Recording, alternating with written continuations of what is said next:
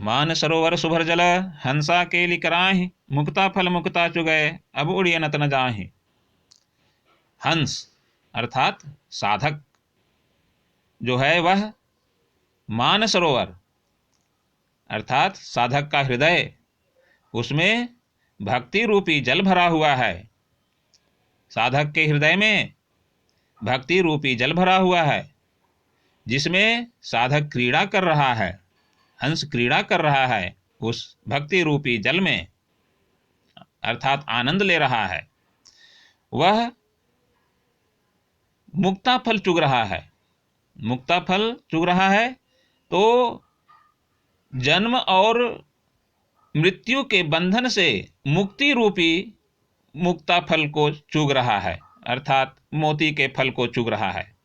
वह ईश्वर की साधना अर्थात ईश्वर की भक्ति को छोड़ करके अन्यत्र नहीं जाना चाहता है, अर्थात सांसारिक भोग विलास में वह फिर से नहीं पड़ना चाहता है। आगे है, प्रेमी ढूंढत मैं फिरों, प्रेमी मिले न कोई, प्रेमी को प्रेमी मिले, सब्बिस अमृत होय।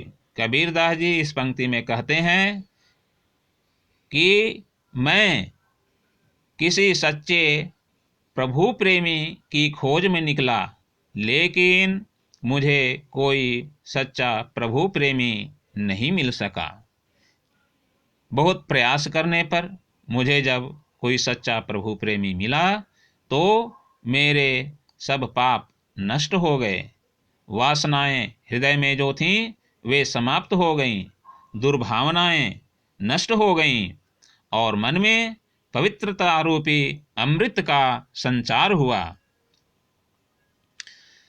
दो भक्त आपस में जब मिलते हैं, उनकी जब सत्संगति होती है, तब पाप नष्ट होता है और पुण्य का उदय होता है, और इससे दुर्भावना या वासना रूपी विष जो है वह सद्भावना रूपी अमृत में बदल जाता है। दो प्रेमियों के मिलने से क्या होता है? पाप नष्ट हो जाता है और पुण्य का उदय होता है। मनुष्य के हृदय में जो मैल होता है, वासना रूपी या दुर्भावना रूपी जो मैल होता है, वह सद्भावना रूपी अमृत में बदल जाता है।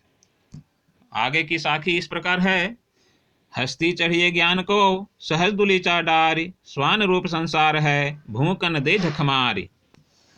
कबीर दास जी कहते हैं, साधकों से कहते हैं कि तुम ज्ञान रूपी हाथी पर सवारी करो, तुम ज्ञान रूपी हाथी पर सवारी करो।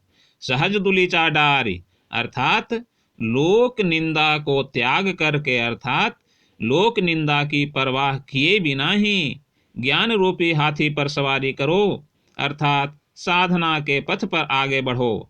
निश्चिंत होकर के साधना के पथ पर आगे बढ़ते रहो, क्योंकि यह संसार जो है वह कुत्ते के समान है, जो हाथी को देखकर भौंकता ही है। ईश्वर के साधक को दुनिया की निंदा की परवाह किए बिना ही साधना के पथ पर आगे बढ़ना चाहिए। क्या करना चाहिए? लोगों की निंदा की परवाह किए बिना साधना के पथ पर आगे बढ़ना चाहिए साधक को।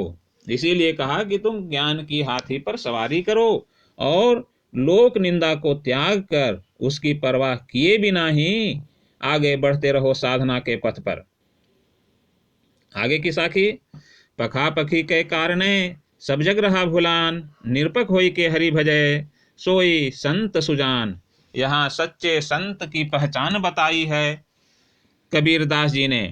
कबीर दास जी कहते हैं कि पखा पखी के कारण सब जग रहा भुलान, अर्थात पक्ष विपक्ष के कारण जो है सो व्यक्ति संपूर्ण जग को भूल गया है, संपूर्ण संसार को भूल गया है, ईश्वर को भूल गया है। आज व्यक्ति जो है सो सांप्रदायिक भेदभाव में पड़ गया है। सांप्रदायिक भेदभाव के कारण व्यक्ति जो है सो संपूर्ण संसार को ही भूल गया है, ईश्वर को ही भूल गया है। तर्क वितर्क के चक्कर में आकर के व्यक्ति ईश्वर को भूल गया है। कहा है कि निरपक होई के हरि भजय, सोई संत सुजान, अर्थात निष्पक्ष भाव से, अर्थात बिना किसी सांप्रदायिक भेदभाव के बिना किसी सांप्रदायिक भेदभाव के बिना जो ईश्वर का भजन करता है वही सच्चा संत है। सच्चा संत सांप्रदायिक भेदभाव में नहीं पड़ता है। आगे, हिंदू मुआ राम कही मुसलमान खुदाई, कहे कबीर सो जीवता जो दुहू के निकट न जाई। यहाँ पर कबीरदास जी कहते हैं कि हिंदू राम का नाम लेकर मर गए, मुसलमान खुदा कहते कहते मर गए, लेकिन दोनों में से किसी को भी ईश्वर की प्राप्ति नहीं हुई, अर्थात ये दोनों ईश्वर को नहीं पा सके। वे आपसी भेदभाव में पड़कर एक दूसरे के कट्टर हो गए, सांप्रदायिकता में पड़कर एक दूसरे के कट्टर हो गए। कबीरदास जी कहते हैं कि वास्तव में वही व्यक्ति जीवित कहलाने का अधिकारी है जो हिंदू मुसलमान राम खुदा दोनों से दूर रहता है, अर्थात सांप्रदायिकता से जो दूर रहता है। जो सांप्रदायिकता से दूर रहता है वही जीवित कहलाने के लायक है। कबीरदास जी के अनुसार सांप्रदायिक भेदभाव और कट्टरता से दूर रहने वाला मनुष्य ही जीवित है। कबीरदास जी ने जीवित कहा है, किसे कहा है? सांप्रदायिक भेदभाव और कट्टरता से दूर रहने वाले मनुष्य को जीवित कहा है। कबीरदास जी ने हिंदू मुसलमान दोनों को मृत कहा है। ऐसा क्यों कहा है? इसलिए कहा है कि ये दोनों आपसी भेदभाव में पड़ करके ईश्वर को भूल गए, सांप्रदायिकता में पड़ करके ये दोनों ईश्वर को ही भूल गए, इसलिए इन दोनों को मृत कहा है। लेकिन जो सांप्रदायिकता से दूर रह करके, कट्टरता से दूर रह करके ईश्वर का भजन करता है, वास्तव में वही मनुष्य जीवित है। आगे की साखी, ऊंचे कुल का जन्मिया जे करनी ऊंच न होई, सुबरन कलश सुला भरा साधु निंदा सोई। इस पंक्ति के द्वारा, इस साखी के द्वारा कबीरदास जी कहते हैं कि यदि कोई मनुष्य ऊंचे कुल में जन्म लिया है लेकिन उसके कर्म यदि ऊंचे नहीं हैं तो वास्तव में वह ऊंचा नहीं है।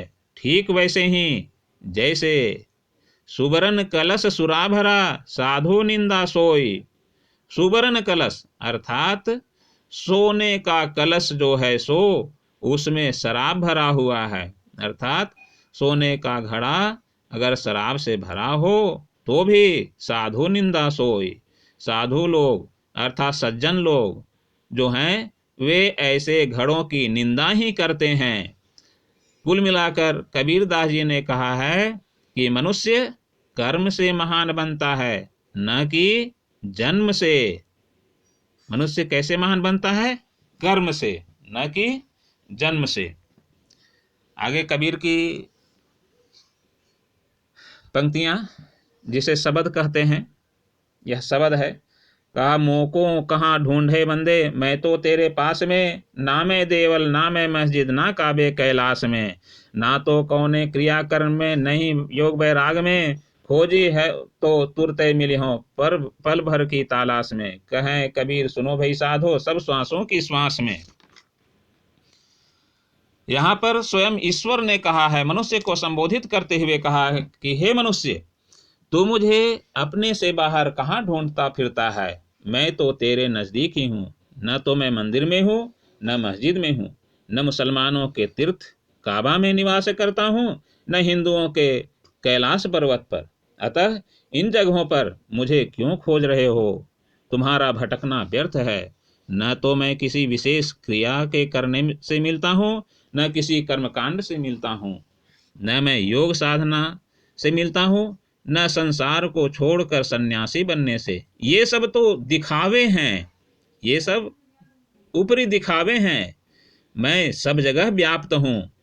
यदि सच्चा खोजने वाला भक्त हो जिसके मन में मुझे पाने की सच्ची ललक हो तो मैं तुरंत ही उसे दर्शन दे देता हूँ। मुझे पाने के लिए तो पल भर की सच्ची लगन ही काफी है। कबीरदास जी अपने भक्तों को संबोधित करते हुए कहते हैं कि सुनो भाई संतों, वह परमात्मा सब प्राणियों में विद्यमान है जैसे सांस तुम्हारे भीतर है, वैसे ही परमात्मा भी तुम्हारे भीतर निवास करता है। वही प्राण बनकर तुम्हारे भीतर समाया हुआ है। अतः उसे खोजना है तो मन में खोजो, बाहर नहीं खोजो। भाव यह है कि परमात्मा जो है अर्थात ईश्वर जो है वह मंदिर मस्जिद या धार्मिक तीर्थों में नहीं है, न ही वह किसी बाहरी दिखावे में है। उसका निवास तो कण कण में है, प्रत्येक मनुष्य के हृदय में है। बस उसे केवल सच्चे मन से खोजने की आवश्यकता है।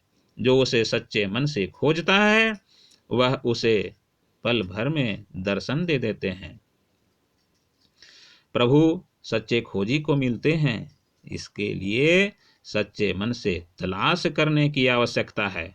व्यक्ति बस सच्चे मन से ईश्वर की तलाश करे, अपने मन में किसी प्रकार के वैर भाव, सांप्रदायिक भेदभाव को रखे बिना ईश्वर की साधना करे, ईश्वर को खोजे, तो वह ईश्वर को तुरंत मिल जाता है। इस पद में निराकार ब्रह्म जो है वह स्वयं मनुष्य से यह बात कह रहा है कि यदि सच्चे मन से, सच्ची लगन से मुझे कोई खोजे तो मैं उसे पल भर की तलाश में मिल सकता हूँ। लेकिन जाति का मनुष्य जो है वह विभिन्न क्रिया कर्मों में, विभिन्न मंदिरों मस्जिदों में ईश्वर को ढूंढता फिर रहा है। उसके हृदय में ईश्वर के प्रति कोई लगन नहीं है, केवल और केवल दिखावा मात्र है। इसीलिए मनुष्य को ईश्वर की प्राप्ति नहीं हो रही है, ईश्वर को वह नहीं ढूंढ पा रहा है। यदि मनुष्य के हृदय में ईश्वर के प्रति भक्ति है तो वह मनुष्य ईश्वर को तुरंत देख सकता है, ईश्वर उसे तुरंत दर्शन देंगे। बस एक सच्ची लगन की आवश्यकता है।